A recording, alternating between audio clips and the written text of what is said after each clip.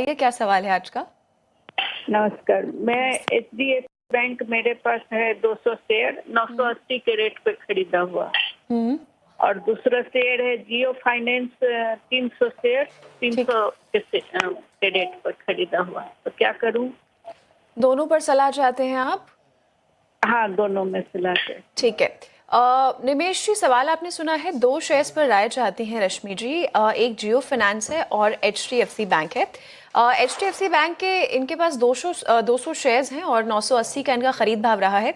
और दूसरा स्टॉक है इनके पास जियो फाइनेंस, 300 शेयर्स हैं और 300 खरीद भाव है। दोनों में ही देखा जाए तो इन्हें नुकसान अभी फिलहाल ये झेल रहे हैं। तो ऐसे में क्या स्ट्रैटेजी होनी चाहिए दोनों स्टॉक्स को लेकर?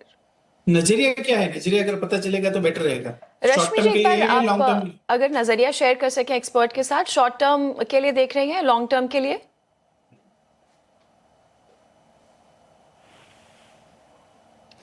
रश्मि जी, अगर आप अपना नजरिया शेयर कर सकती हैं एक बार एक्सपर्ट के साथ तो प्लीज कीजिए। लॉन्ग टर्म के लिए देख रही हैं या शॉर्ट टर्म के लिए?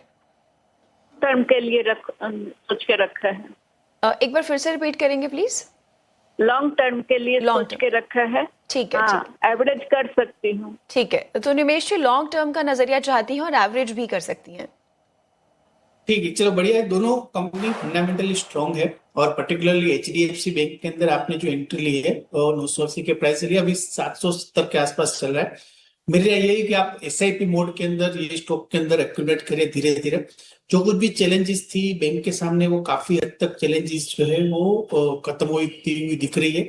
चार्ट्स के ऊपर भी अगर आप देखें तो शॉर्ट टर्म डेली चार्ट्स के ऊपर double bottom kind of structure एक बनता हुआ दिख रहा है। यहाँ से ट्रेंड रिवर्सल के चांसेस ज्यादा दिख रहे हैं। राय यही है कि अभी आप एसआईपी मोड के अंदर ये स्टॉक को जो है वो एवरेज आउट कीजिए। ऊपर में जो शॉर्ट टर्म टारगेट है वो 850 का है, और 850 के ऊपर अगर निकलता है तो मैं एक्सपेक्ट करता हूँ कि स्टॉक के अंदर हम लोग 975 तक के लेवल भी देख सकेंगे।